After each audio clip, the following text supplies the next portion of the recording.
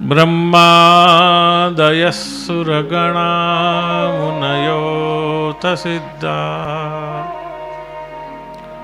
सत्वैकतानमतयो वचसां प्रवाहै नारादितुं पुरुगुणैरधुनापि विप्रो संतोष्टुमर्हति समे हरिरुग्रजाते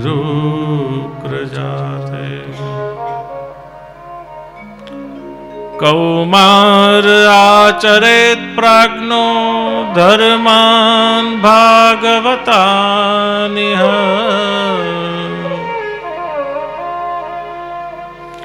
दुर्लभं मानुषं जन्म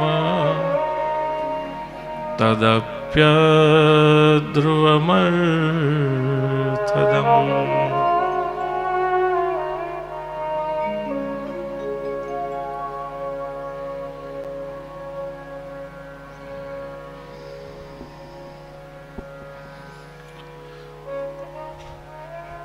શ્રીમદ ભાગવતજીના સ્કંધનો જે ક્રમ છે એ આપણને એક એક કરી અને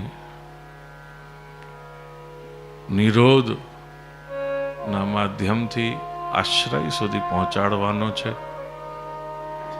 જીવ જેવો પહેલા ચરણે જાય શરણે જાય એટલે સૌથી પહેલું એને મુક્તિ પ્રાપ્ત થાય છે. દોષોમાંથી દુર્ગુણોમાંથી મુક્ત બને છે અને ત્યાર પછી એને અધિકારિતાની પ્રાપ્તિ થાય છે. ઓથેન્ટિક બને છે, ઓથોરાઇઝ બને છે. ત્યાર પછી બધા સાધનો મળે છે, ઇન્સ્ટ્રુમેન્ટ, જેનાથી સર્જન કરે છે, કન્સ્ટ્રક્શન.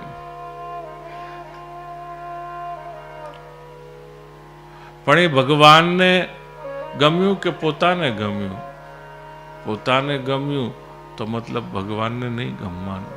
જો ભગવાનને ગમ્યું તો એ પોતાને ગમે એવું માની લેવાનું. પ્રેમનો અર્થ જ એ છે. આપણા પ્યારાને ગમ્યું મતલબ આપણને ગમ્યું.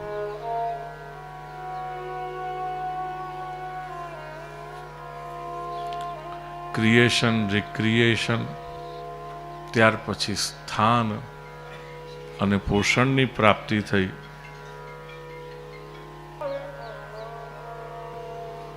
જીવને સ્થાન અને પોષણ મળે ને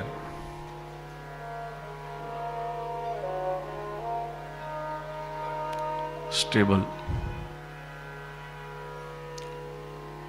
સ્થાન મળે, સ્ટેબલ થાય. સ્ટેબલ ક્યારે થાય? જ્યારે પોતાનો પરિચય થાય ને ત્યારે. જ્યાં સુધી બીજા બધાને પરિચય હોય પણ પોતાનો પરિચય ન હોય ને ત્યાં સુધી માણસ સ્થિર નથી થતો, સેટલ નથી થતો.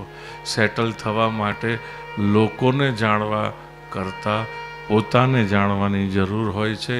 એ જ્યારે થઈ જાય છે ત્યારે જીવ આપોઆપ સેટલ ડાઉન થઈ જાય.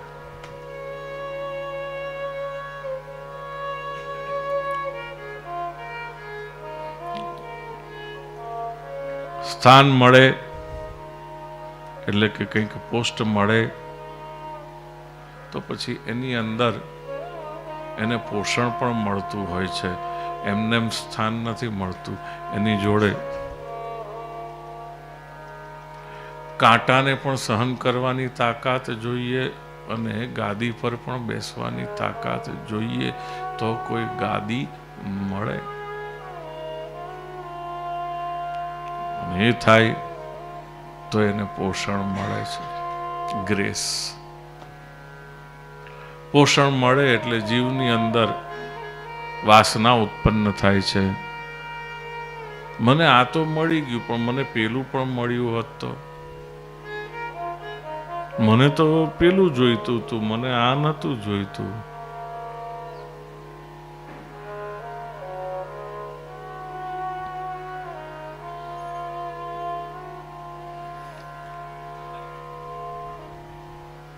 આ બધા માટે આપણી અંદર ભાગવત ધર્મો હોવા જરૂરી છે.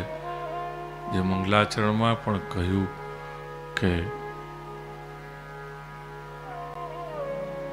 જ્યાં કાપટ્યને જળમૂળથી ઉખેડીને ફેંકી દેવામાં આવ્યું છે, એ ધર્મ એ ભાગવત ધર્મ.